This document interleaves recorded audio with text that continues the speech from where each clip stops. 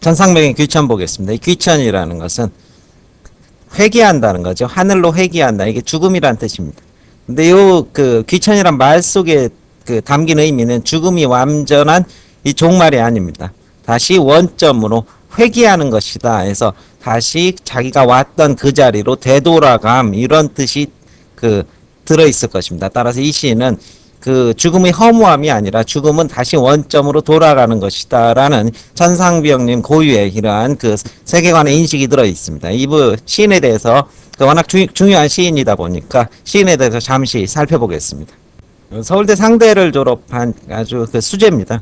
그리고 이미 그 중학교 때 시집이 나왔죠. 문해집 평론 이런 것들을 많이 발표를 했던 그런 시인입니다. 근데 이 사람 인생에 있어서 이제 아주 결정적인 그 전환의 계기가 이때입니다. 그래서 67년 이 간첩단 사건에 연루되어서 모진 고문과 옥고를 치렀습니다.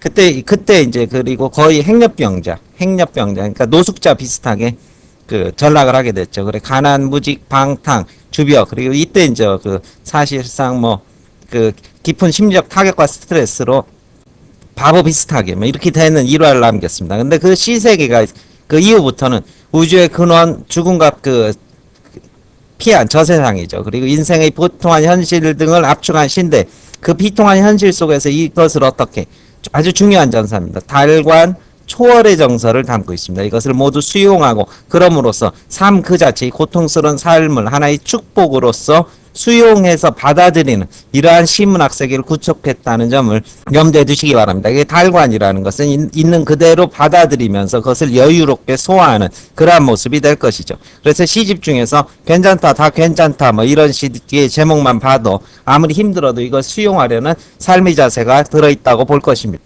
나 하늘로 돌아가리라. 하늘이라는 것이 우리가 그 삶을 시작했던 이러한 출발점입니다. 그래서 하나의 회귀의 원점으로 다시 돌아가는 것이다. 죽음은 원점으로 가는 것이다.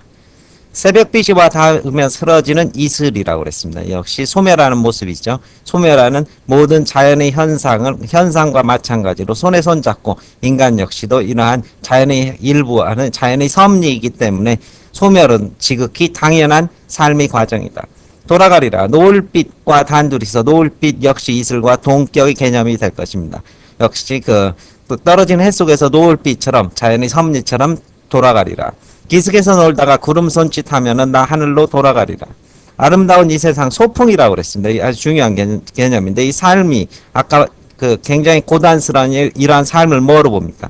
이 하나의 소풍입니다. 잠시 소풍을 나온 것이다. 따라서 이때 아무리 힘겹더라도 이것을 어떻게 삶은 즐겁게 수용하고 받아들이면 그뿐인 것이다. 이렇게 얘기를 하는 것입니다. 그래서 막걸리 시인이라고 하는데 한 잔의 막걸리 속에서 삶의 온갖 고난과 풍파 같은 것을 잊어버린다. 삶은 왜 하나의 소풍과 같은 것이다. 이게 아까 말한 이 시인의 주제의식인 달관이 바로 이 부분에서 분명히 드러나는 겁니다. 가서 그렇죠. 결론이 나옵니다. 아름다웠다. 아무리 힘겨웠어도 이 삶은 무척 아름다웠다고 말하리라 해서 삶이라는 것은 힘겨워도 수용하는 것이다. 이러한 주제의식이 드러난 작품이 귀천이 될 것입니다. 마칩니다.